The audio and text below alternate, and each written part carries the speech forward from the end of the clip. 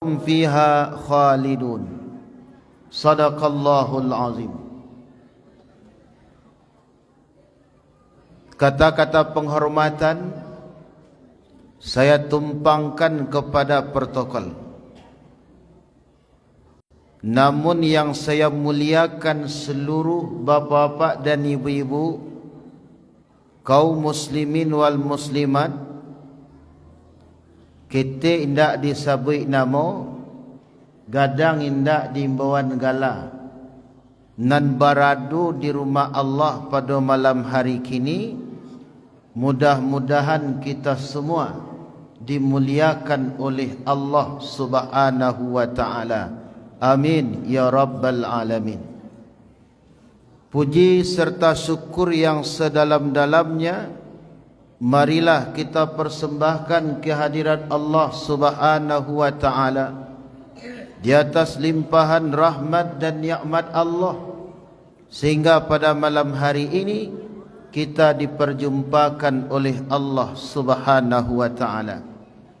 Kemudian selawat dan salam tak bosan-bosan dan jangan pernah lupa kita doakan kepada Allah Subhanahu wa taala buat baginda Rasul sallallahu alaihi wasallam dengan lafaz Allahumma salli ala sayyidina Muhammad wa ala alihi wa ashabihi ajma'in. Dikala Allah memerintahkan orang untuk berpuasa, untuk salat, untuk zakat dan haji, Allah Subhanahu wa taala takkan ikut. Tetapi di saat Allah memerintahkan kita untuk berselawat kepada Nabi, malahan Allah sendiri ikut berselawat. Buktinya apa? Kata Allah Subhanahu wa taala dalam surah Al-Ahzab ayat 56, Innallaha wa malaikatahu yusalluna 'alan nabi ya ayyuhalladzina amanu sallu 'alaihi wa sallimu taslima. Sesungguhnya Allah Subhanahu wa taala dan seluruh para malaikatnya Allah berselawat untuk Nabi kita Muhammad sallallahu alaihi wasallam. Bagaimana selawat Allah kepada Nabi? Barang tentu tidak akan bermakna doa. Kalau Allah berselawat kepada Nabi Muhammad makna doa, kepada siapa Allah akan berdoa? Apa yang dimaksud Allah berselawat kepada Nabi? Allah memberikan kemuliaan kepada Nabi Muhammad sallallahu alaihi wasallam. Selawat malaikat kepada Nabi adalah berbentuk doa kepada Allah. Selawat kita kepada Nabi juga berdoa kepada Allah untuk Nabi Muhammad sallallahu alaihi wasallam. Oh Ustaz, kalau model itu awak mendoakan Nabi, berarti Nabi Muhammad alun mulia. Bukan, Bu. Nabi katakan, kalaulah bukan perintah Allah, niscaya aku tidak akan perintahkan kalian berselawat berdoa kepada Allah untukku, karena aku sudah dijamin oleh Allah dengan kemaksuman, dipelihara dari segala bentuk dosa, dan aku sudah dimuliakan oleh Allah. Tetapi karena Allah menyuruh, maka aku perintahkan kalian, kata Nabi sallallahu alaihi wasallam. Bapak dan ibu-ibu, kita beri judul tausiah kita malam hari kini. Judulnya Ustaz, beberapa orang yang ditangguhkan oleh Allah penerimaan puasanya. Ada orang yang ditangguhkan oleh Allah puasanya tu bu alun diterima ni. Nyo adu ditangguhkan menerimanya oleh Allah, pemeriksaan puasanya oleh Allah. Ada puasa yang tak berpahala dan ada puasa yang tidak sah. Subuh hari Jumat kemarin kita sudah kaji puasa yang tidak sah atau batal. Malam hari ini kaum muslimin ingin kita sampaikan ada puasa orang yang ditangguhkan oleh Allah penerimaannya. Siapa orang yang ditangguhkan penerimaan puasanya oleh Allah? Pertama, Bapak dan Ibu, orang yang belum sempurna puasanya 1 bulan. Sebulan ku barang ku Ustaz. Kalau ndak 29 hari wak puasa nanti bu pasti 30. Tak ada puasa itu yang 28 hari dan tak ada puasa Ramadan yang 31 hari. Karena bulan Qamariyah kalau ndak 29 pasti 30. Siapa orang yang belum sempurna puasanya 1 bulan? Karena dia tidak berpuasa disebabkan uzur syar'i. Tapi kalau balapi handan saja Pak tu nak ada. Bandak puasa pokoknya. Malih saya dan je. Tu nak ada. Tapi bakon ndak puasa paknya. Sakit embun. Tu uzur syar'i Pak. Badai lapis hari puasa paknya. Awak pergi musafir. Tu banyak. Ia nak lantih dengan doanya. Awak supir lo mbok tolong seorang. Tu uzur syar'i Pak Ibu. Dalilnya apa? Surat Al-Baqarah ayat 184. Ayyaman ma'dudat faman kana minkum maridan aw ala safarin fa iddatun min ayyamin ukhra.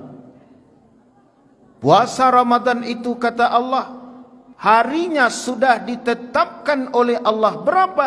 Kalau tidak 29 hari pasti 30.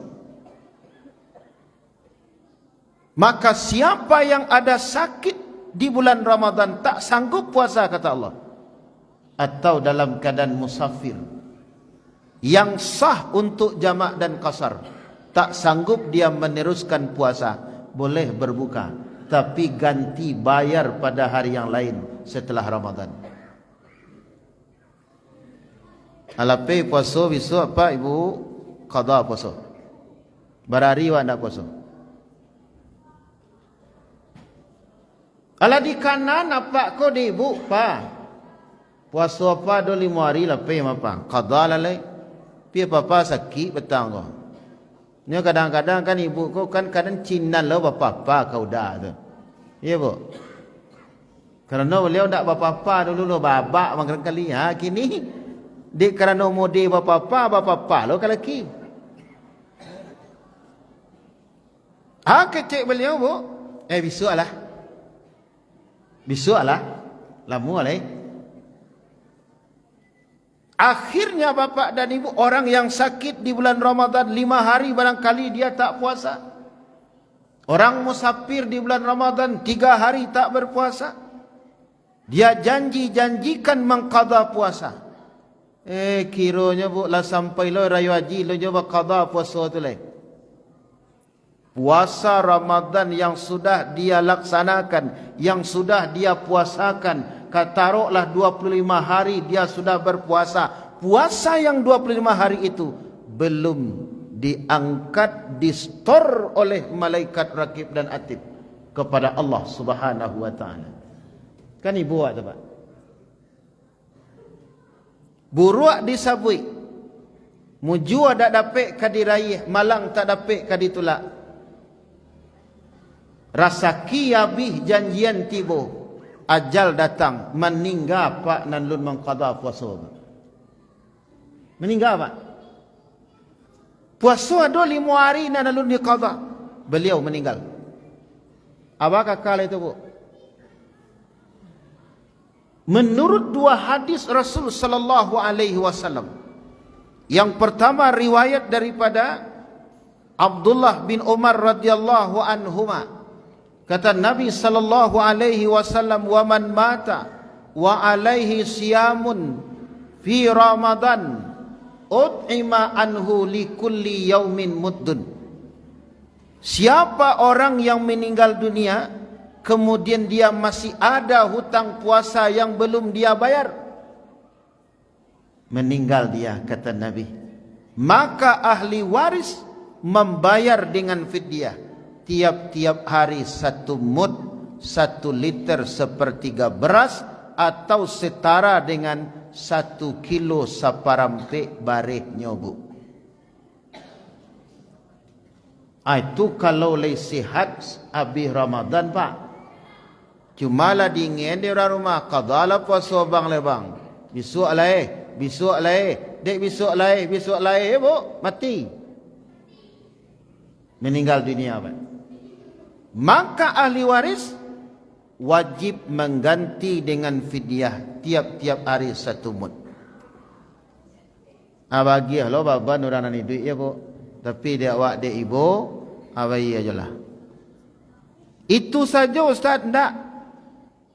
Bolehkah ahli warisnya anaknya mengqadakan puasa bapa atau ibunya? Datang seorang perempuan kepada Nabi sallallahu alaihi wasallam, "Ya Rasulullah, ibu ambo meninggal ya Rasul. Beliau belum sempat qada puasa beliau. Bolehkah saya mengqadakan puasa ibu saya?" Qala, menjawab Nabi sallallahu alaihi wasallam, seorang perempuan boleh mengqadakan puasa ibunya. Jadi di situ timbul hukum khiyar, boleh memilih. Boleh dibayar dengan fidyah dan boleh diqadakan puasanya oleh anaknya sendiri. Naringan ada bu? Naringan ada bu? Bayar fidyah. Ibu dan bapak yang saya muliakan.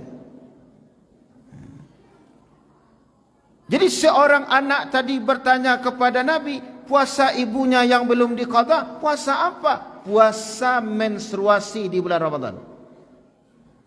Karena orang yang menstruasi wajib mengqada. Nu'maru bi qada'i siyam wala nu'maru bi qada'i salah. Kata Aisyah, kami orang perempuan diperintah Nabi mengqada puasa, tidak diperintah Nabi mengqada salat. Itu yang pertama bapak dan ibu-ibu yang saya muliakan, ditangguhkan oleh Allah sebelum dia membayar qada puasa. Kedua, orang yang ditangguhkan oleh malaikat penerimaan puasanya oleh Allah belum distor oleh malaikat kepada Allah, dialah orang yang belum berhenti mempersekutukan Allah dengan sesuatu. Nan padukun ko pa alun jamuh jo nya tobat lai.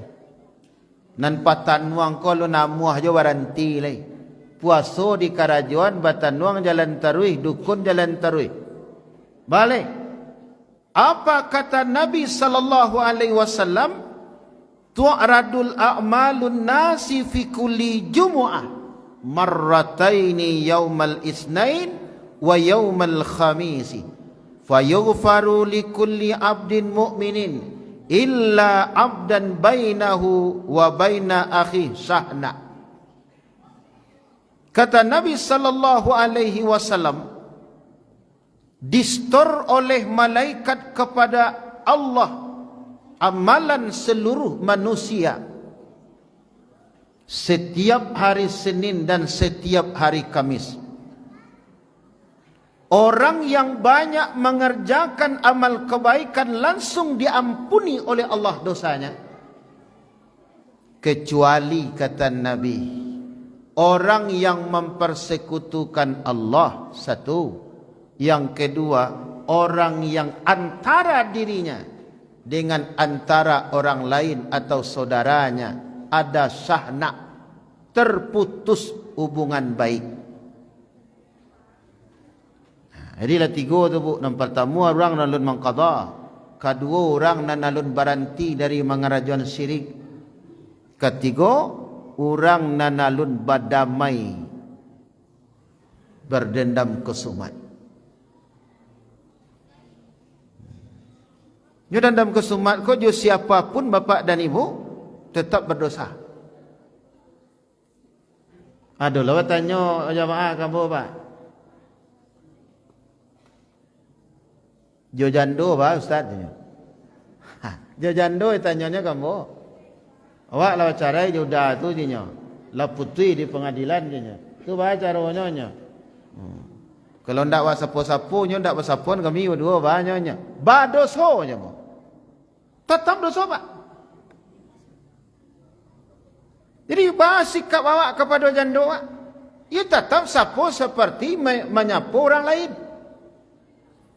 Bersoboknya dahnya. Yup, lah selesai. Tapi kalau putus hubungan baik, nyo pernikahan boleh terputus bu. Tetapi hubungan persaudaraan sesama mukmin tidak boleh putus sekalipun seperti itu kejadiannya. Tak boleh dalam kesumat. Tak boleh ada kemarahan satu dengan yang lain.